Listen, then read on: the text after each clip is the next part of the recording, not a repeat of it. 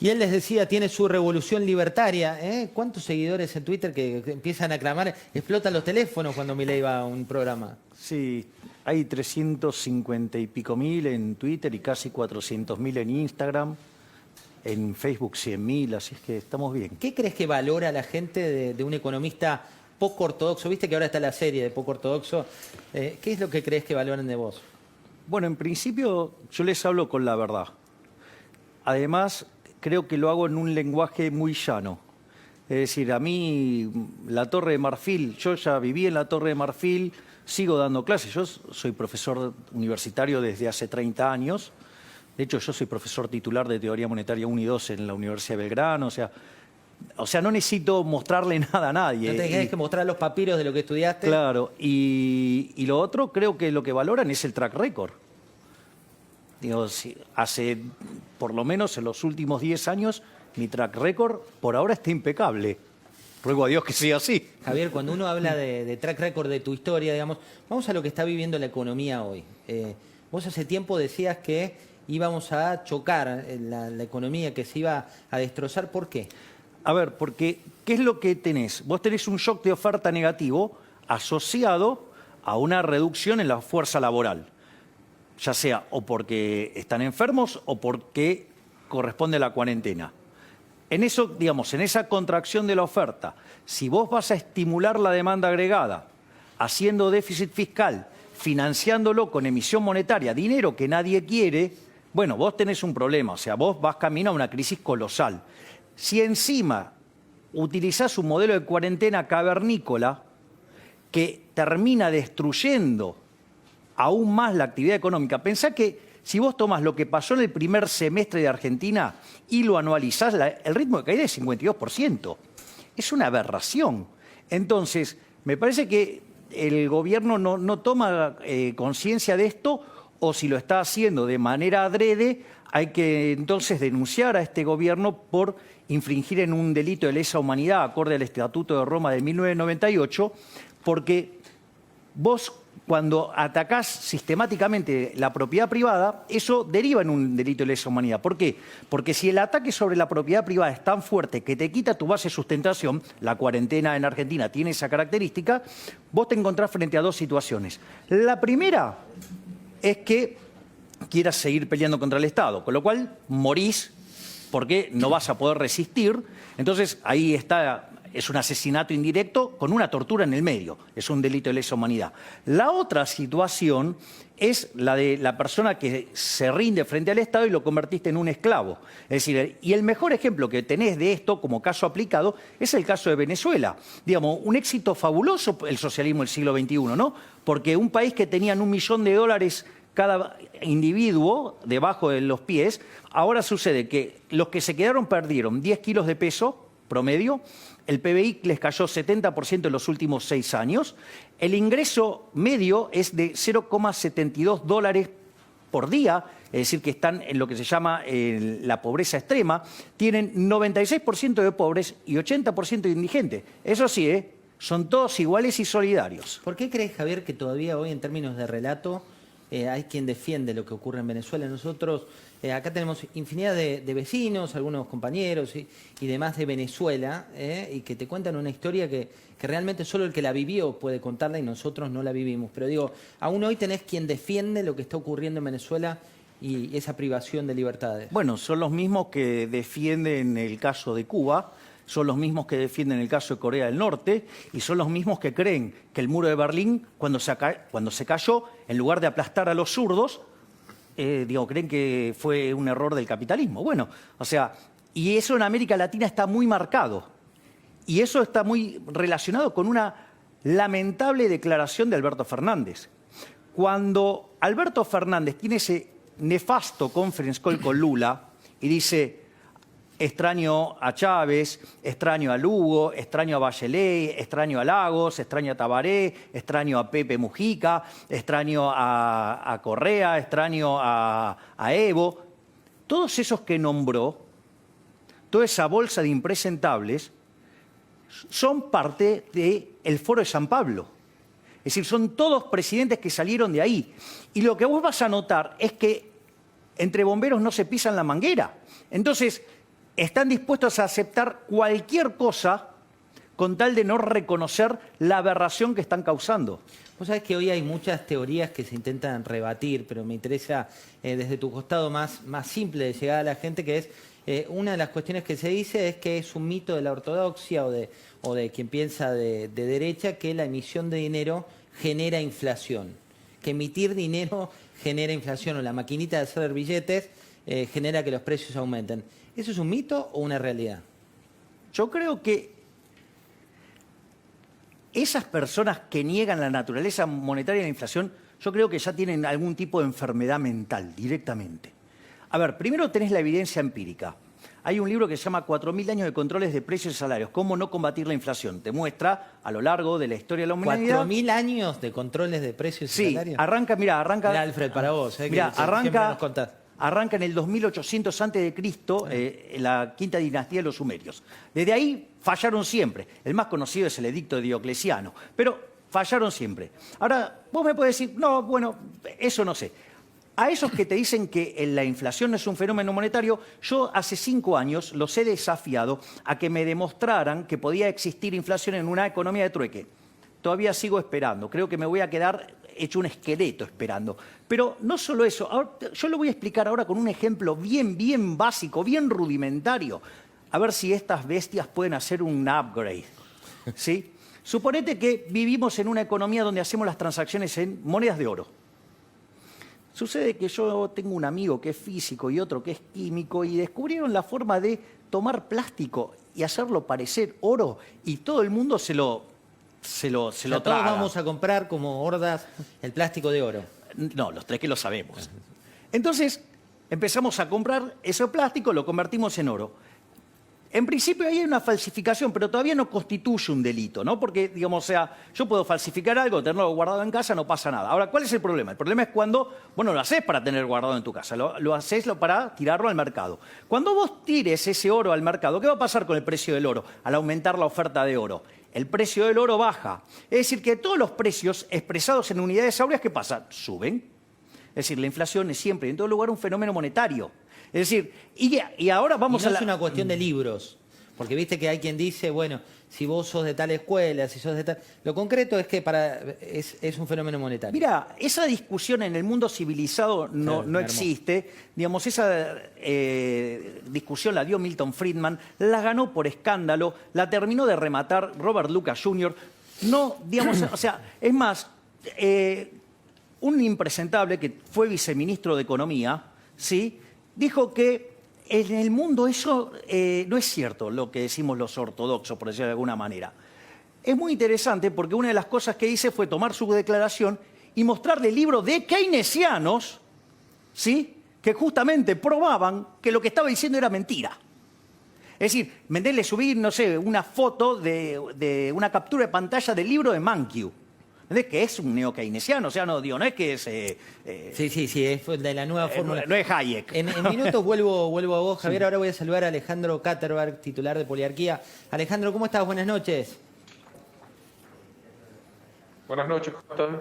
Bueno, contanos un poco cómo estás viendo esto que empieza a hablarse, pero sobre todo desde tu perspectiva de Poliarquía, de una curva de imagen negativa, de imagen positiva del presidente que empieza a tener ciertas luces amarillas en términos de opinión pública. A ver, en términos de opinión pública, la imagen del presidente todavía es muy sólida. Eso hay que dejarlo en claro. Eso lo reflejan en todas las investigaciones que nosotros venimos haciendo.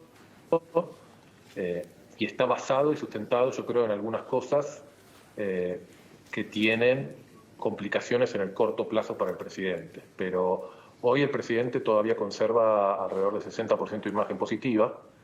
Obviamente es muy inferior a la que tenía hace 2 o 3 meses atrás, cuando empezó la crisis del coronavirus, pero está al nivel de lo que fue el inicio de su gestión, ¿no? O sea, como que Alberto Fernández pudo prolongar su luna de miel típica de los presidentes, que duran alrededor de 100 días, gracias al coronavirus. Eso generó una curva creciente en los primeros meses que vemos viendo hace ya 2 o 3 meses que viene cayendo a un ritmo de 5 o 6 puntos.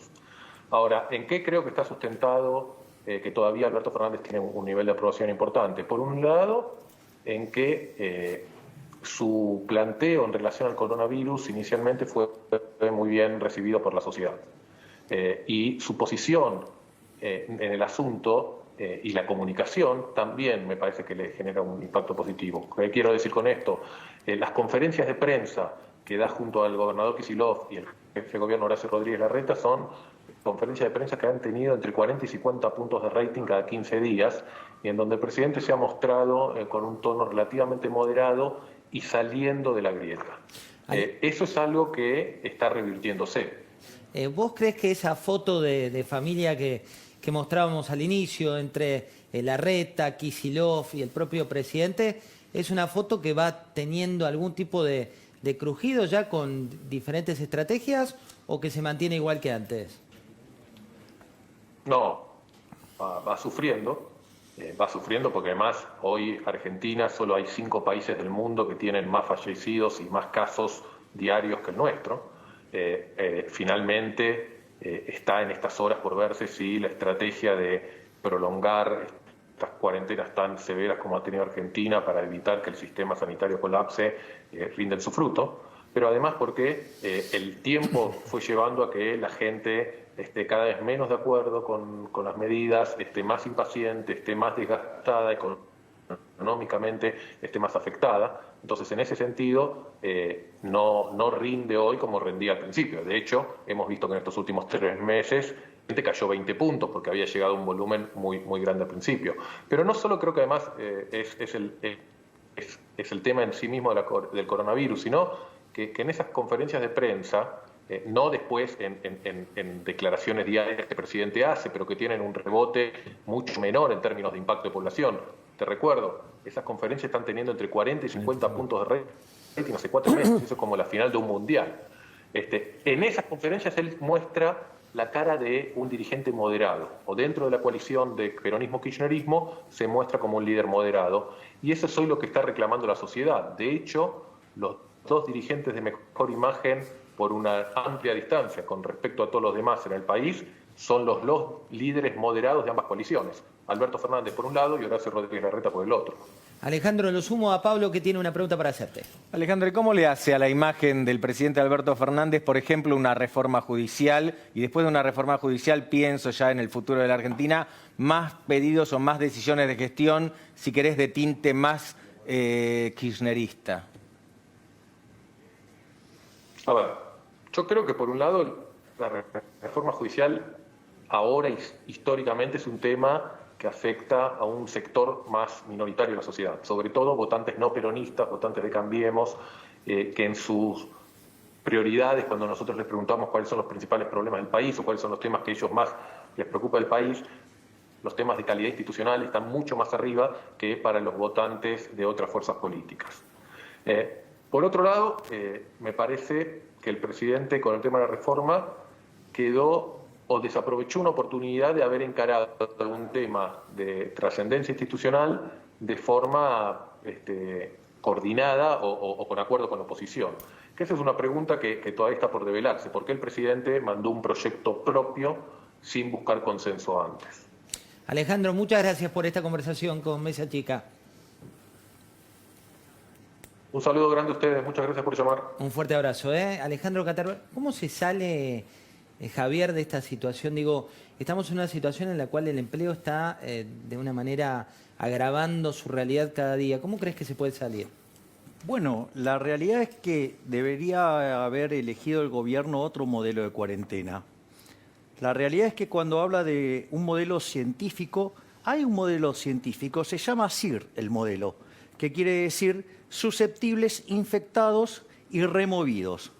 Entonces, en base a ese modelo, lo que vos primero tenés que hacer es, a los grupos de riesgo los aislás, de modo tal que bajás la cantidad de susceptibles y para que la tasa, si bien la infectabilidad del virus es la misma, lo que vos podés hacer es bajar la probabilidad para que la gente se infecte, que tiene que ver con todas estas medidas precautorias, el barbijo, ¿sí? Digamos, tiene la distancia social, bueno, digamos, la higiene. Eso por un lado. Y por otro lado, el tema de los test masivos tiene que ver con mejorar el ritmo de remoción, porque cuanto más alto es el ritmo de remoción, menos tiempo están dentro del sistema infectando gente. Ahora, lo loco es que en Argentina esta última parte, que implicaba, digamos, invertir en eso, no se hizo. Seguramente, digamos, habría que explicar, el gobierno va a tener por qué explicar, digamos, decidió no bajarle el salario a los funcionarios, no tocar ninguno de esos privilegios, pero decidió, por ejemplo, no invertir en test masivos. Eso es verdaderamente un escándalo, porque esa es la forma científica porque es el parámetro que vos sí podés controlar, que es testear y remover. Entonces bajás el tiempo que una persona está infectando en el sistema. O sea, eso es el método científico. ¿Acá qué se eligió? La cuarentena cavernícola, todos encerrados. La realidad es que eso es una estupidez. Porque suponete lo siguiente, estamos en la época de las cavernas. Vos sabés que si salís te come el león, o lo que fuera. ¿Sí? Ok. Ahora, llega un momento que vos no tenés para comer y te vas a morir igual. Entonces, vas a tomar el riesgo. Entonces, vos verás cuál es el riesgo para evitar que te coma el león y poder sobrevivir. Pero si te quedas encerrado, como propone Pedro Can y todo su equipo, que son los talibanes de la cuarentena y que no tiene que salir nadie hasta que haya una vacuna, lo cual es una estupidez total, porque entonces si la vacuna tarda 10 años, digo, suponemos, estoy haciendo un supuesto, digamos, sí. O sea, ¿qué haces? Te morís como una rata, porque, digamos, porque si vos no producís, no podés consumir, y no podés consumir papelitos emitidos por el Banco Central, porque de eso no compra nada. Ahora, te doy un ejemplo, ¿por qué no compra nada? ¿Cómo te sentirías si te regalo 20 millones de dólares? No sé, usted... Regálamelos a mí. ¿A dónde vamos? José se pone colorado. No. Yo te dije que te regalo 20 millones de dólares, pero ahora te meto en un cohete y te mando a la luna. ¿Qué haces? Me los guardo el sombrero, no me quedo acá. Sirve menos que los cigarrillos, ¿te das cuenta? Sí. O sea, bueno, eso es igual. O sea, si vos emitís papelitos y detrás no hay producción, la vas a pasar muy mal. Que eso es la parte que no entiende. Hay algunos que están diciendo, no, bueno, lo que pasa es que ahora con el IFE, entonces no va a sufrir la gente. Discúlpame, ¿con qué financias el IFE? Con emisión monetaria. Y bueno, ¿contra qué bienes va a ir si hay menos bienes en la economía? Es decir, que de acá adelante la inflación que se viene es enorme. Es más, la inflación reprimida son 30 puntos. Si querés te explico. O sea, 30 puntos por la cuarentena, porque están guardados los billetes. No. ¿Por qué? Mira esto. Vos hoy, digamos, el gobierno está contento con la inflación que tiene, todo, ¿no? En lo que va del año acumula 13%, 14% para redondearlo, ¿no? Ahora, ¿cómo explicás esa tasa de inflación? Una, porque los alimentos y bebidas que están ligados al comercio exterior están pisados con el tipo de cambio oficial. Después tenés los bienes de primera necesidad que tienen que ver con la limpieza, la higiene, todo eso, digamos, están en los acuerdos de precio, o sea que hay controles de precio, y después tenés las tarifas pisadas. Y después hay un montón de otras actividades que están libres, pero ¿qué pasa? Como vos estás en cuarentena, no hay consumo, por lo tanto, no se mueven esos precios.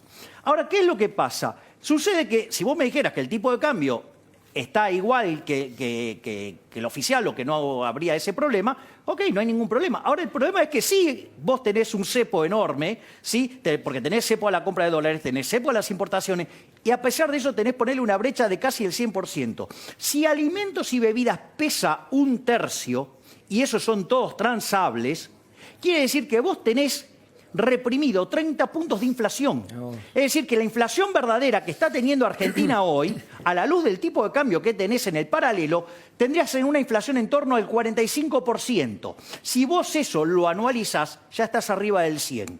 Y dale, y que sigan emitiendo dinero, y ¿me entendés? Porque ya ¿cuánto emitieron lo que va del año? 1.5 billones. Y con el descalabro fiscal vamos por lo menos a 3 billones de emisión monetaria. O sea, y en un contexto donde además la demanda de dinero se te derrumba. ¿Por qué? Porque vos, cuando mirás las cuentas del sector externo, tuviste en los primeros 6 meses 8.000 millones de dólares de superávit comercial. Ajá. Sí, pero el Banco Central perdió 1.500 palitos. O sea, ¿me entendés que hay 9.500 palitos? 30 puntos. Mirá vos, Pablo, tenías una pregunta, decías. Sí, la mía es un poco fuera de agenda, si querés. Y yo básicamente quiero saber qué piensa Milei con respecto a quién fue el mejor ministro de Economía de la Argentina, naturalmente desde la vuelta de la democracia, para no meternos tanto en la historia, y también cuál fue el peor ministro. Para mí, por escándalo, el mejor ministro de Economía, no solo de la vuelta a la democracia, de la historia argentina, fue Domingo Felipe Cavallo. pero por escándalo. Mucha gente te mira y se debe enojar porque dice, mirá, yo terminé con mi negocio mal, terminé con los bancos tocando las puertas. ¿Cómo ves? ¿Por qué terminó tan mal eso? Mirá, hay un trabajo maravilloso del profesor Gerardo de la Paulera, Sí, genio. tal cual, con dos colegas, Bossoli e Irigoyen, que escribieron un trabajo que se llama Passing the Buck. Utilizan el índice de presión macroeconómica de Barro y con eso evalúan todos los gobiernos de la historia argentina. ¿Sabe cuál es el mejor gobierno de toda la historia argentina? El primer gobierno de Menem. Y es interesante porque el primer gobierno de Menem no arrancó bien. Primero chocaron el plan Bujibor con Roy, y después con Rapanelli. Después Néstor. lo recontrachocó Herman González y ahí vino Cavallo. Es decir, en el 91. Con lo cual, con 4 años de gestión de Cavallo, le alcanzó para ser el mejor gobierno de la historia. O sea que la gestión de Cavallo es superlativa. O sea, digo, ¿Y el peor? el peor, por escándalo, sin dudas, Kichilov. Kichilov, porque, mira, esto yo lo tengo publicado en un libro mío que se llama El retorno al sendero de la decadencia argentina. Y que es un marco de crecimiento y mirando todas las aberraciones que cometía el kirchnerismo porque nos iba a meter en una situación de destrucción total. Y esto es interesante porque hay un trabajo también de Robert Barro, parece que se nota que me gusta Barro, que en las conferencias Lionel Robbins él hace un análisis sobre qué cosas impactan sobre el crecimiento. Cuando vos tomás que Argentina tuvo los mejores términos de intercambio de su historia durante la gestión de Kichilov, porque estaban 30% arriba de los que tuvo Perón a la salida de la Segunda Guerra Mundial, las mejores condiciones financieras internacionales de la historia, porque la tasa de interés estaba en 0. Bueno, que eso es lo que vos explicás de la comparación con los 20 millones de dólares y la luna. Digo, siempre hay que poner a la economía en relevancia lo que pasa en el mundo y lo local. Claro, entonces vos con ese contexto internacional deberías haber crecido en términos per cápita por lo menos entre 9 y 10%. Caímos 1% per cápita por año, o sea, un burro. Alfred, la última. Sí, Javier, vos decís los libros de economía te indican que la emisión está ligada a la inflación directamente. ¿Por qué esto en la Argentina a veces no termina funcionando? El último ejemplo, el gobierno de Macri, que vos tuviste el último año una política muy contractiva en materia de emisión y tuviste inflación récord los últimos 30 años. Bueno, eso es muy interesante lo que mencionás, porque lo que vos... Acá hay un hecho que no se puede soslayar, que es el 28 de diciembre del 2017. Marcos Peña avanzando sobre la independencia del Banco Central. Bueno, ¿eso qué es lo que generó? Generó un derrumbe de la demanda de dinero. Vos, durante el 2018, cuando terminás en el Fondo Monetario Internacional, el Banco Central perdió 21.000 millones de dólares de reservas, que es dinero que sacó de la calle, que si no, en el contrafáctico, eso yo lo hice con Giacomini y con Mariano Fernández, el contrafáctico te da que la inflación hubiera sido 500 y pico %. Después, digamos, cuando ya te patinaste la que te había dado el fondo para limpiar el balance del Banco Central, no quedó otra que apretar la cantidad de dinero. Pero ¿qué es lo que pasa? Vos podés apretar la cantidad de dinero, pero si la demanda de dinero cae, vos seguís generando inflación. Y la demanda de dinero en Argentina está destruida. Y con toda la razón del mundo, le quitamos 13-0 a la moneda, destrozamos 5 signos monetarios, 2 hiperinflaciones sin guerra. Y la realidad acá es muy interesante porque el punto que levanta Alfredo, y es genial, porque dice, ¿por qué nosotros no aprendemos? Aprendió todo el mundo, nosotros no. O sea, las estupideces que dicen los economistas locales, ¿viste? La puja distributiva, que el dólar es el que le hace soltar los precios, todas esas falacias, bueno, son las mismas que dicen en Venezuela, por ejemplo. Porque en realidad, cuando vos comprendés la naturaleza monetaria de la inflación, es decir, que la inflación es siempre y en todo lugar un fenómeno monetario, el problema ahora no son ni los consumidores, ni las empresas, ni los monopolios, ni los árabes cuando suben el petróleo, lo que fuera. La culpa, ¿sabés de quién es? ¿De quién? Del Banco Central. Y esto es interesante, porque ¿sabés qué? El Banco Central se cobra hoy en Argentina 5 puntos del PBI en impuesto inflacionario. Un impuesto inmoral, porque es un impuesto no legislado y como si todo eso fuera poco, a los que peor le pega es a los más vulnerables. O sea, con lo cual es una salvajada, es criminal. Entonces, digamos, pero claro, pero si vos reconoces eso, en el fondo tenés que reconocer que los culpables son los políticos. ¿Y quiénes son los que, digamos, en el fondo terminan cortando el bacalao? Políticos. Muchas gracias, Javier. Placer. ¿Cómo es tu nuevo libro? Pandenomics. El físico sale en septiembre Y ahora el viernes 14 lo presento por streaming a las 22 horas, el de Etiquetet. Pandenomics. Y te digo, voy a tener unos invitados de novela, ¿eh? ¿A quién vas a tener? Leonardo Facco, periodista italiano que vive en Bérgamo. Sí. Facundo Manes, el doctor Ricardo Manuel Rojas y Agustín Laje. Muchas gracias por venir. Un Gracias placer. a vos. Ustedes saben